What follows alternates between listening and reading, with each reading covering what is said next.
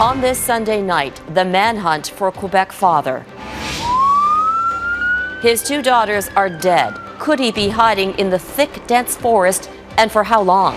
Revisiting the deadly missile strike that killed dozens of Canadians. We cannot let Iran and other countries avoid justice. Who's being blamed for Iran's military mistake? Plus, the struggle to make face masks mandatory. We're not police, we're not bylaw. The safety measures getting pushback. And the pandemic strikes Bollywood, a family dynasty exposed to COVID-19. Global National with Robin Gill.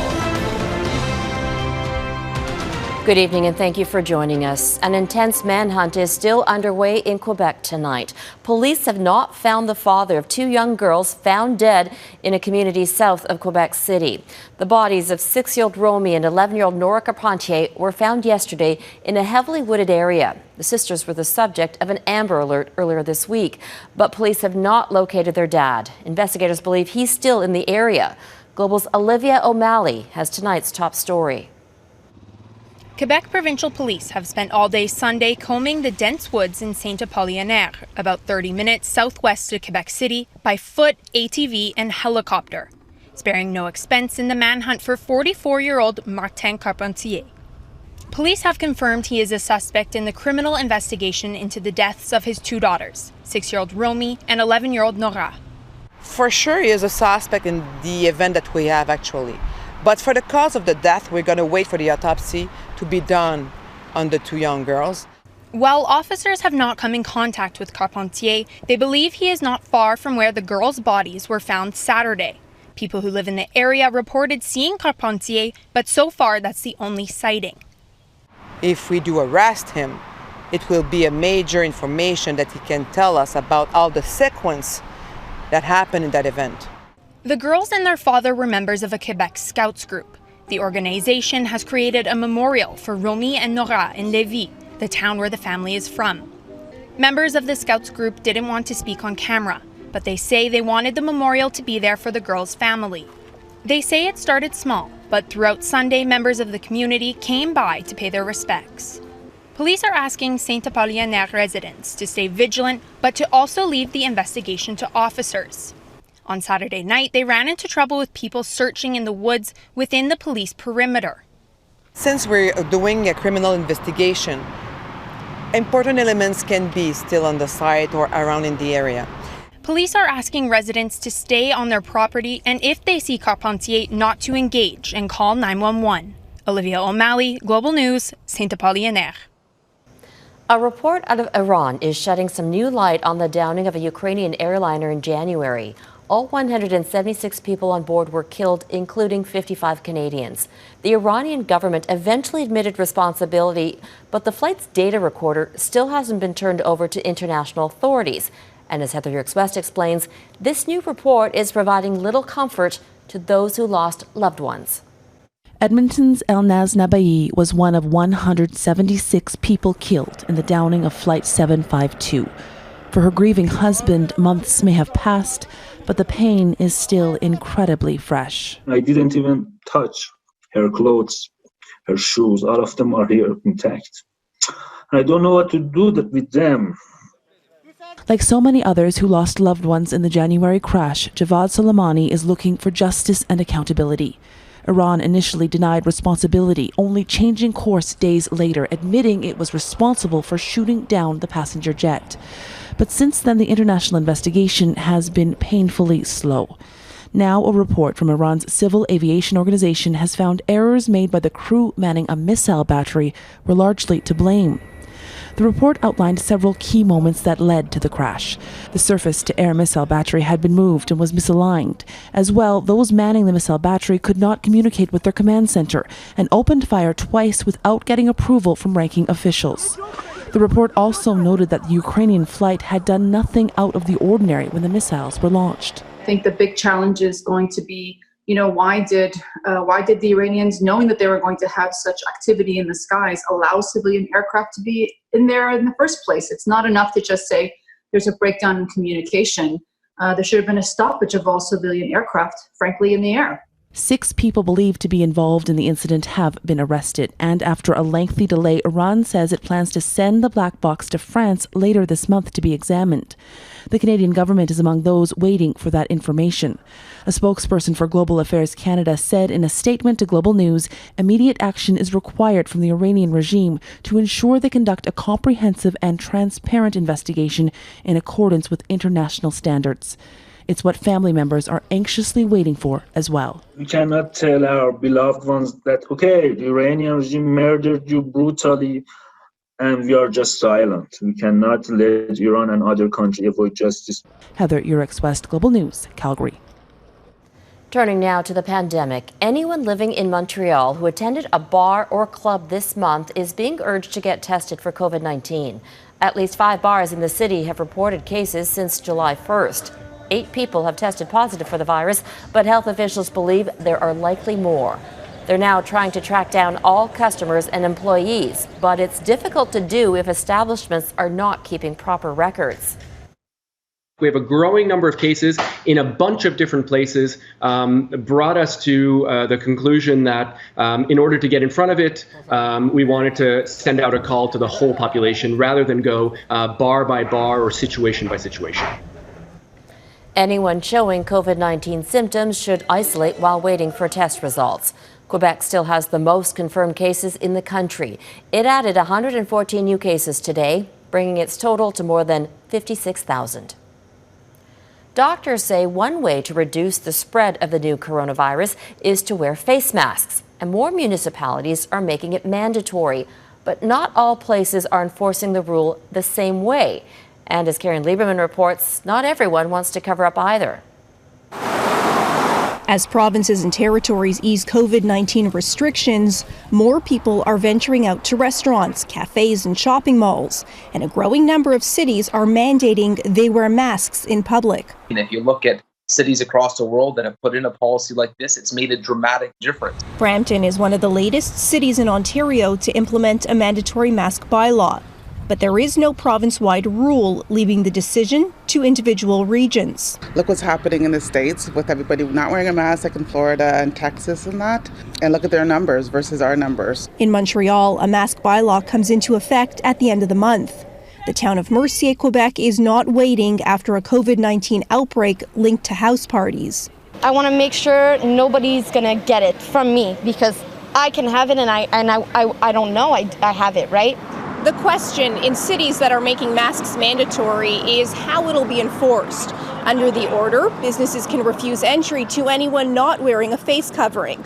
That puts the onus on the owner, and the client could face a fine, or in most cases, just a simple warning. Well, everyone's wearing their masks, and even though no one's out ticketing, it's top of mind for everyone. We're not police, we're not bylaw, we're just trying to work with what they outlined for us. Not everyone is reacting kindly to the suggestion. I'm not allowed to video, but you're making me wear a mask, otherwise you're going to deny me service if I don't wear a mask. This Toronto woman who refused to wear a mask in a hospital faced backlash after posting online about it. While the current science suggests masks help contain the spread of the virus, experts so far are not pushing for a national mandate. Given that we have only about 200 to 400 new cases of COVID-19 per day, I think it would be very challenging to have a nationwide mandate. This infectious diseases specialist points to Alberta, which has found ways to nudge people toward mask wearing. They're giving them out at drive-through restaurants, they're giving them out at places that are higher risk. So, for example, congregate settings like long-term care settings, homeless shelters. So you give everyone the opportunity for success. Karen Lieberman, Global News, Toronto. In the U.S., the virus is showing no signs of slowing down. Florida has shattered a single-day record, reporting more than 15,000 new confirmed cases. That's the largest one-day increase of any state since the pandemic began. As Jennifer Johnson explains, the startling new numbers come as the American government debates how to reopen schools. New cases of COVID-19 continue to break state-to-state daily records. Florida, North Carolina, and Texas all reporting staggering increases. States across the country are being forced to close businesses again as the pandemic continues to spread. Despite that, the Trump administration wants schools to reopen in just a few weeks. There is nothing in the data that would suggest that kids being back in school is dangerous to them, and in fact, it's more a matter of their health and well-being that they be back in school. But massive COVID-19 outbreaks have occurred in Texas daycare centers and summer camps in other states. While millions of parents want their children to go back to school, millions of others, and many teachers, are concerned young children won't keep their masks on. I just can't imagine having my 6- and 7-year-olds wearing a mask correctly. School districts across the U.S. are debating plans on how to safely reopen, many proposing a hybrid option, a half-day learning remotely, a half-day in school. Officials in hotspots are scrambling. We're going to obviously do our very best in our community, considering where the health data currently is. A positivity rate of 29.1%. A month ago, it was at 6%. A commentary in the medical journal Pediatrics concluded children do not frequently transmit the virus, and schools can and should reopen in the fall with masks and proper physical distancing. But federal health officials say adults need to do their part too. We can turn this thing around in 2 to 3 weeks if we can get a critical mass of people wearing face coverings. U.S. President Donald Trump wore a mask for the first time in public when he visited Walter Reed Military Medical Center Saturday. He has faced months of backlash for not wearing a mask, while his administration's doctors urge all Americans to use one. Jennifer Johnson, Global News, Washington. The new coronavirus has hit Bollywood royalty tonight, with 3 generations of the Bachchan family now infected. The king of Indian cinema, Amitabh Bachchan, and his actor son Abhishek are both being treated in hospital with apparently mild symptoms. Abhishek's wife, Bollywood star and former Miss World Aishwarya Rai, and the couple's 8-year-old daughter also have the virus. Mom and daughter don't have any symptoms, so they will quarantine at home.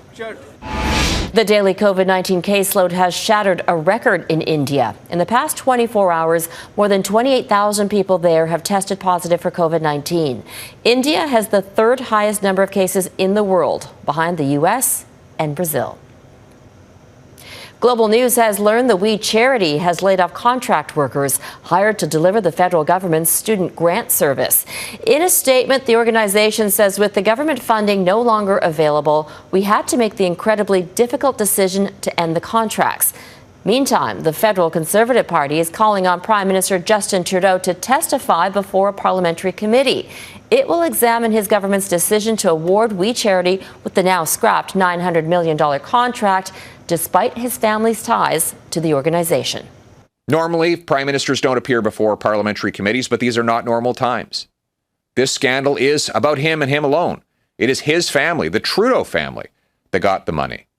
It is him that made the decision to give this organization a $1 billion, sole-sourced, competition-free contract. The Conservatives will need support from the Bloc Québécois and the NDP to compel Trudeau to appear. Finance Minister Bill Morneau, who also has family ties to the charity, is also being called on to testify. An explosion off the coast of San Diego. Coming up, the fire that erupted on this Navy ship, plus the heat wave hitting the U.S. Firefighters are battling this huge blaze on a Navy ship docked in San Diego Bay. The fire spread across the USS Bonhomme Richard this morning after reports of an explosion. The ship was undergoing routine maintenance at the time. 160 sailors were on board when the fire started. 18 of them were taken to hospital with non-life-threatening injuries. Heat alerts are in place across much of the U.S. tonight. In Texas, several cities, including Dallas, are expected to see the temperature rise to at least 37 degrees Celsius. Despite the heat, dozens of Texans spent the day outside, waiting in line for summer food staples. In California, people flocked to beaches in an attempt to beat the heat. More than 20 locations across the U.S. could break temperature records over the next few days. In Hong Kong, people lined up for hours in the heat to vote in an unofficial primary election. The city's pro-democracy group is holding the vote before it selects candidates for an upcoming election. Hundreds of thousands of Hong Kongers have cast a ballot, despite warnings that doing so could violate the new national security law. Beijing imposed the controversial law on Hong Kong last month. It criminalizes virtually all forms of dissent. still ahead, living with the coronavirus. What happens if COVID-19 is here to stay?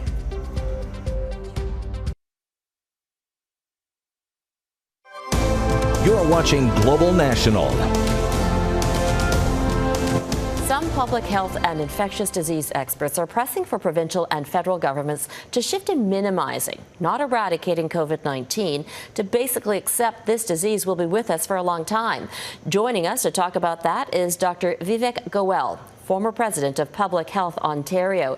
Dr. Goel, you have said that aiming to prevent or contain every case of COVID-19 is simply no longer sustainable. Why not?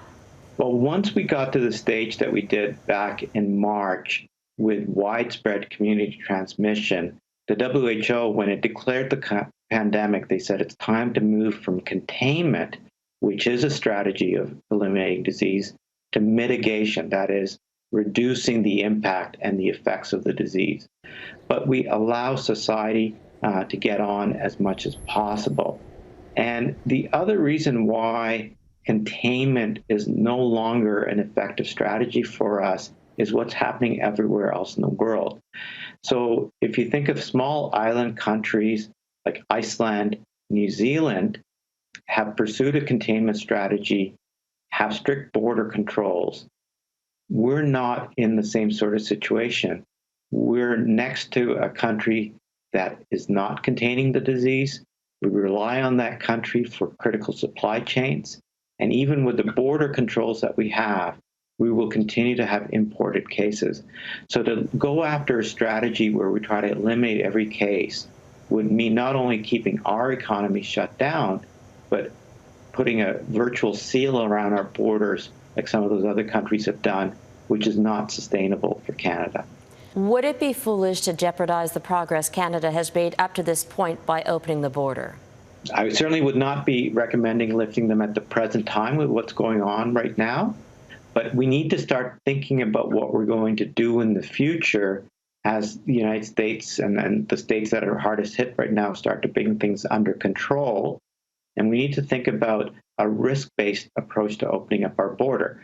So rather than saying Canadians should avoid non-essential travel to all countries of the world, which is the current recommendation, start to look at what countries or regions like the EU have done, where they have identified countries that don't have community transmission and are lifting the quarantine requirement. And in fact, they've lifted the quarantine requirement for Canada because they see Canada as having managed the outbreak.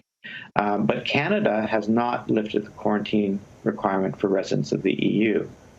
You've indicated the current approach to dealing with COVID-19 carries significant risk to overall population health. What do you mean by that? The restrictions have also had an impact on the healthcare system itself. We have people who have had their procedures canceled. We have people that have had medical visits canceled. And as a result of that, they're going to be suffering consequences. We have a decrease in emergency department visits that have been reported in the United States for heart attack, for stroke, for diabetes complications. Those people are going to have consequences. We have all of the impact on children. Their early childhood development is one of the strongest predictors of lifelong health. We have increases in domestic violence. We have food insecurity. We have increases in drug and alcohol use. All of these things over the longer term will have an impact on health. And then the unemployment itself leads to increased health consequences. So I think the critical thing to remember is that the public health measures themselves have consequences. Dr. Goel, thank you for your time. Up next, no Olympics, no problem. How to run a global race in the pandemic.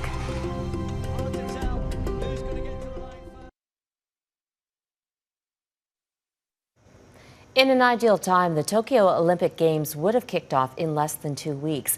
Of course, they've now been postponed because of the pandemic. But last week, track and field fans hungry for international competition still got their wishes granted. Well, sort of. Our Mike Armstrong explains how one unique event in Switzerland pulled off a worldwide race. Hello and welcome to the Weltklasse Zurich Inspiration Games. In a normal year, this event would have 25,000 people packed into the stands. With COVID-19, that wasn't possible. But organizers really didn't want to cancel. It's new, it's different, it's a challenge. Bear with us. Now, here's what made it complicated. The event was spread out in 7 arenas around the world. In the women's 100 meters, competitors stepped up to the blocks in California, Florida, and Switzerland. But you can see there's slight headwind in Zurich. The runners actually raced with no one beside them, making it a little rough on the announcer. Hard to tell who's going to get to the line first. The racers ran simultaneously. Then editors stitched the whole thing together in a matter of minutes, so it seemed like one race. It's going to be very tight and deep. Now, the results were probably less important than the fact the competition took place at all. With amateur events around the world canceled this summer, some might have trouble ever coming back. Okay, pole vault. This event might have been a little gimmicky, but at least it gave Zurich organizers something. I think it's a little bit of just capitalization, but it's also a little bit of just survival. If you go missing a year, think of the damage that could be done to what minimal branding they already have. It is windy. The event wasn't really a model going forward. You can't have some competitors in sunny climates against others dealing with wind and rain. But there weren't many competitors complaining. Canada's Andre de Grasse won his event. He says it was just nice to be in a facility that was actually open. Yeah, I mean, it's been really tough. I mean, the past couple months, we've only been training like 2 to 3 days a week. Oh, wow. We've been trying to bounce from, track to track, getting kicked off here and there. Noah Lyles in Florida, excuse me. There was one snafu in the men's 200 meters. It appeared a runner had beaten Usain Bolt's world record. That cannot be right. That cannot be right. It turned out that crews in Florida had set up the blocks at the wrong spot. The runner had only done 185 meters. That cannot be right, can it? Mike Armstrong, Global News, Montreal. And that is Global National for this July 12th. I'm Robin Gill. Tonight, Your Canada is Anglemont, BC. We'd love to see your corner of this country, so email your photos to viewers@globalnational.com. Thank you for watching, and I'll see you back here tomorrow. Have a great night.